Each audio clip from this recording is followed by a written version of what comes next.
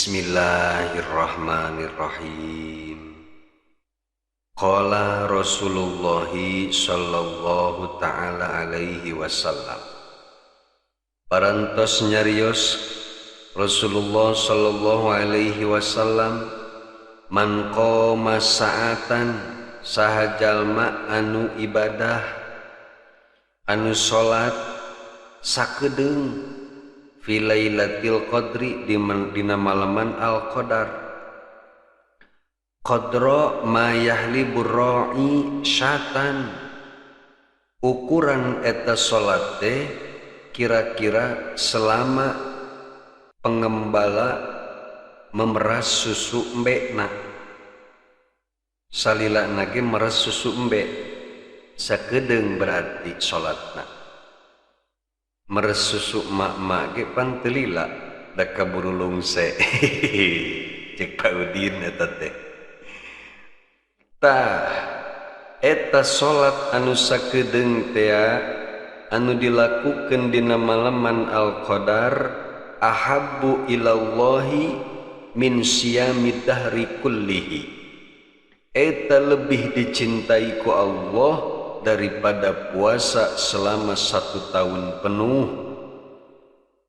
Walladzi ba'asani bil haqqi nabiyyan, sareng kaula sumpah demi Allah anu ngutus kaula dengan hak sebagai nabi, la qira'atu ayatin minal qur'ani lailatal qadri, sungguh jalma anu maca saayat tina Al-Qur'an di malaman al-qadar ahabbu ilallahi min ayyahtima fi ghairiha minal layali, daripada namatkeun Al-Qur'an dina peutingan selain al-qadar. Luar biasa geus pokona mah maleman 20 Ramadan nepi ka akhir mah geus urang begadang wae sapeupeting. Sare heula kita ulah begadang sapeupeting mah. Sare heula udang jam 2 geus di jam 2 nepi ka subuh mah ngopi we jeung udud. Maksudna ibadah. Salatna kajen teuing 2 rakaat tahajud.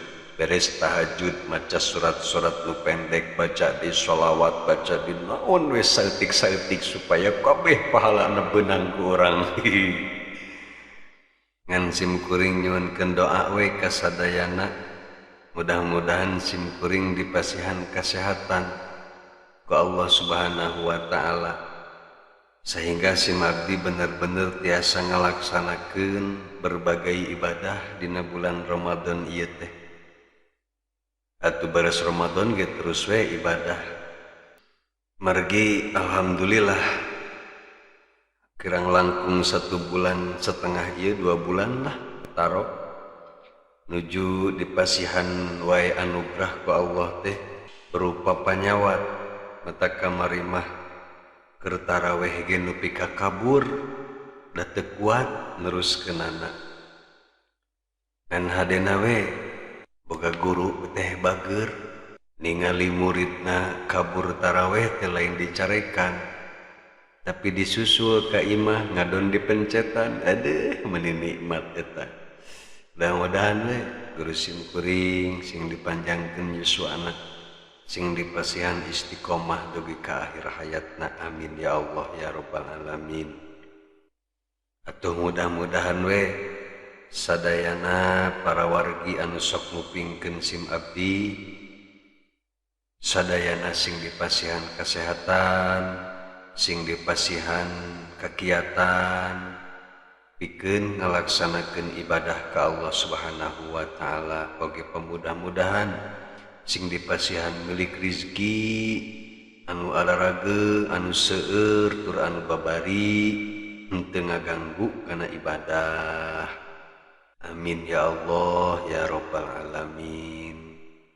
Wa an Aisyah radhiyallahu taala anha, sareng parantos dicarioskeun ti Sayyidatina Aisyah radhiyallahu taala anha, annaha qalat, sanyanyana Sayyidatina Aisyah parantos nyarios, qultu ya Rasulullah,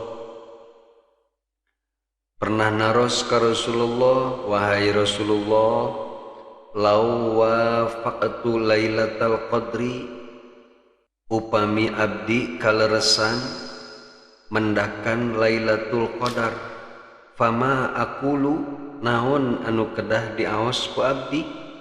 Qala, teras Kangjeng Rasul ngawaler, kuli, ucapkeun ku anjeun, carioskeun ku anjeun, Allahumma innaka afuun karim, tuhibbul afwa fa'fu anni.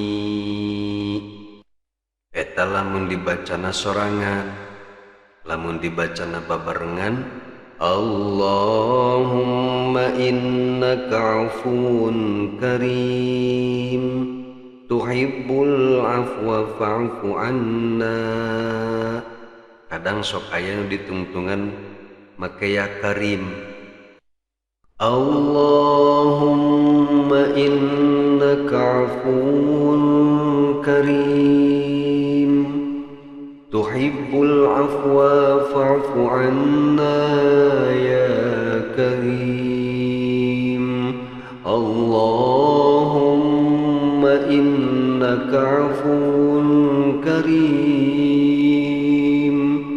tuhibbul afwa fa'fu anna ya karim.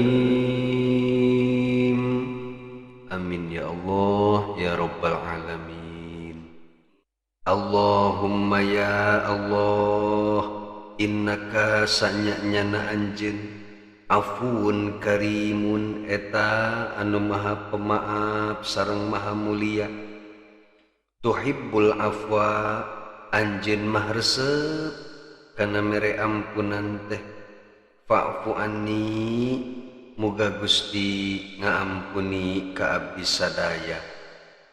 Sareng mudah-mudahan we Allah Subhanahu wa ta'ala sing ngaampuni ka urang sadayana, terutami ka jalmi-jalmi anu resep ngupingkeun pembacaan kitab anu kusim abdi diaoskeun.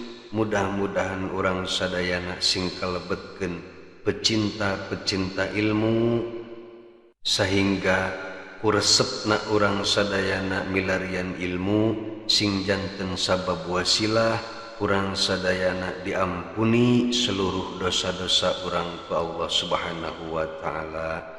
Amin ya Allah ya rabbal alamin.